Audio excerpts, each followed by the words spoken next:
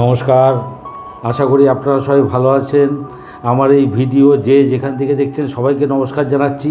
শুরু করছি কর্কট লগ্নে সেপ্টেম্বর মাসটা কেমন যাবে।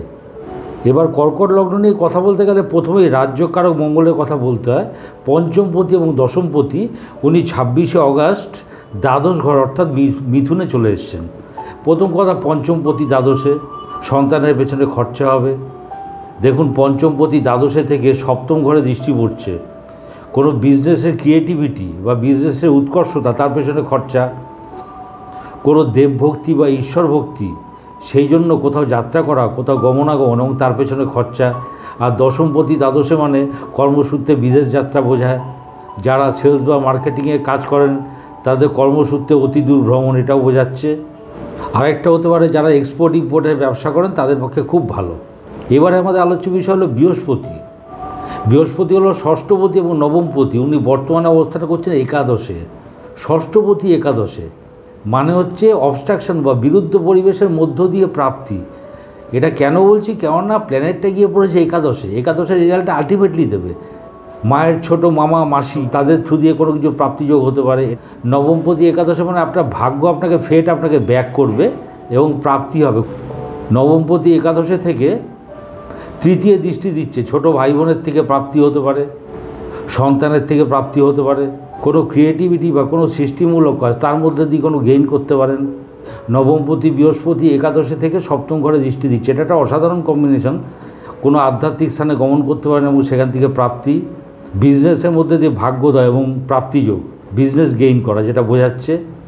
কারোর সঙ্গে বৈবাহিক সম্পর্কে আবদ্ধ হতে পারেন, এটারও সম্ভাবনা আছে। সুতরাং বৃহস্পতির রিডিংটা খুব ভালো। এবার আমাদের আলোচ্য বিষয় হলো শনি।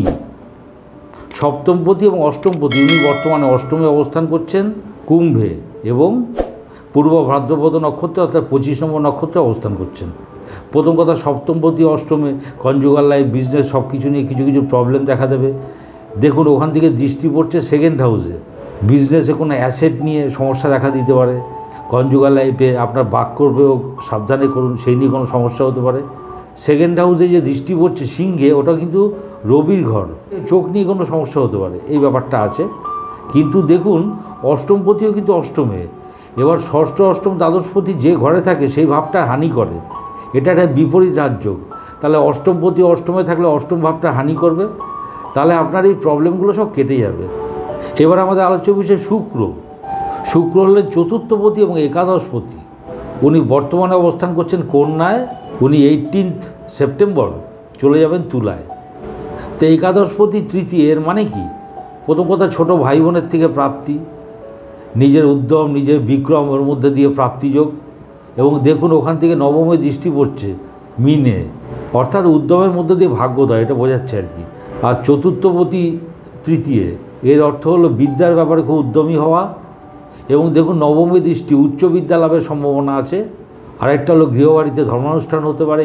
আফটার 18 সেপ্টেম্বর শুক্রটা চলে আসছে তুলায় নিজের ঘরে। তাহলে কী হলো, চতুর্থপতি চতুর্থে, বিদ্যার ব্যাপারে ইন্ডিপেন্ডেন্ট হওয়া, মানসিকভাবে ইন্ডিপেন্ডেন্ট হওয়া। এবং ওখান থেকে দেখুন দশমে দৃষ্টি পড়ছে, বিদ্যাজনিত যশ দশম ঘর থেকে দেখে। যারা পরীক্ষা দেবেন তারা খুব ভালো রেজাল্ট করবেন। এবং দেখুন, কর্মের সঙ্গে বিদ্যা জড়িয়ে যাচ্ছে, প্রফেশনাল কোনো স্টাডি, সেটা সুযোগ আসতে পারে। আর দেখুন, একাদশপতির দৃষ্টি পড়ছে দশমে, কর্মসূত্রে প্রাপ্তি, গেইন করা, এই ব্যাপারটা। এবং দেখুন, যেহেতু ওটা মেষ, উচ্চতার জায়গা, প্রমোশনাল অ্যাক্টিভিটিসের জায়গা, এটা হতে পারে। তো এক কথায় তুলাতে শুক্র অসাধারণ। এবারে আমাদের আলোচ্য বিষয় হলো রবি। রবি হচ্ছেন দ্বিতীয়পতি। 17 সেপ্টেম্বর পর্যন্ত রয়েছেন সিংহে। 17 সেপ্টেম্বরের পরে কন্যায় চলে যাবেন। তা দ্বিতীয়পতি দ্বিতীয় এমনি তো ঠিক আছে, অ্যাসেটের জায়গাটা স্টেডি আছে। কিন্তু দেখুন, রবি দৃষ্টি দিচ্ছে অষ্টম ঘরে। আবার সেই চোখের ব্যাপারটা আছে, চোখে কোনো চোট আঘাত লাগতে পারে। চোখ নিয়ে বিড়ম্বনা যাকে বলে, একটু সতর্ক থাকবেন। আত্মীয় কুটুম্বের সঙ্গে সম্পর্কে চিট ধরতে পারে, এই ব্যাপারটা আছে। আপনার অ্যাসেট, আপনার সঞ্চয় কোনো কারণে ড্যামেজ হতে পারে, এই ব্যাপারগুলো হচ্ছে। তো আফটার 17 সেপ্টেম্বর রবিটা চলে আসছে কন্যায় তৃতীয় স্থানে, দ্বিতীয়পতি তৃতীয়, কথাবার্তায় উদ্যমী হওয়া, বিক্রমী হওয়া। এবং দেখুন, ওখান থেকে নবমে অর্থাৎ বৃহস্পতি ঘরে দৃষ্টি পড়ছে, ওখান থেকে ভাগ্যোদয় এবং অবশ্যই গেইন করা। বৃহস্পতি কিন্তু একাদশে, আত্মীয় কুটুম্বের সঙ্গে সম্পর্ক আবার রেস্টোর্ড হয়ে যাবে। আপনার রাইটিং স্কিল ওটা প্রশংসিত হবে। এবারে আমাদের আলোচ্য বিষয় হলো বুধ। বুধ হলো তৃতীয়পতি এবং দ্বাদশপতি। 4 সেপ্টেম্বরে ঢুকেছেন সিংহে, উনি 23শে সেপ্টেম্বর চলে যাবেন কন্যায়। দ্বাদশপতি দ্বিতীয় চলে এলেন। আত্মীয় স্বজন আত্মীয় কুটুম্বের পেছনে খরচা হতে পারে, আপনার অ্যাসেট আপনার স্টোরেজ কোনোভাবে খরচা হতে পারে, এবং সেটা দেখবেন কোনো টেনশানে পড়ে অষ্টমে দৃষ্টি পড়ছে। এবং তৃতীয়পতি দ্বিতীয়, কথাবার্তায় খুব এনার্জেটিক হওয়া, কমিউনিকেশান লেভেলটা স্ট্রং হবে, এই ব্যাপারগুলো আসছে। কোনো টেনশানের জায়গায় উদ্যমী হওয়া, এই ব্যাপারগুলো আসছে। 23 সেপ্টেম্বর বুধটা চলে আসছে কন্যা নিজের ঘরে। দ্বাদশপতি চলে এলো তৃতীয়, ভাই বোনের পেছনে খরচা করাই, এবং তৃতীয়পতি তৃতীয় খুবই ভালো, কমিউনিকেশান কন্ট্যাক্ট এই ব্যাপারে একদম ইন্ডিপেন্ডেন্ট হওয়া। এবং দেখুন 3rd হাউস থেকে দৃষ্টি পড়ছে নবমে, কোনো গুরুস্থানীয় লোকের সঙ্গে যোগাযোগ হওয়া, আপনার রাইটিং এবিলিটি আপনার রাইটিং স্কিল এটা প্রশংসিত হবে এবং সব জায়গা থেকে আপনি গেইন করবেন। আর দ্বাদশপতি নবমে দৃষ্টি, আধ্যাত্মিকতার পেছনে খরচা হতে পারে, কারোর সঙ্গে কমিউনিকেশান কন্ট্যাক্ট ওর মধ্যে দিয়ে ভাগ্যোদয় এটাও বোঝাচ্ছে।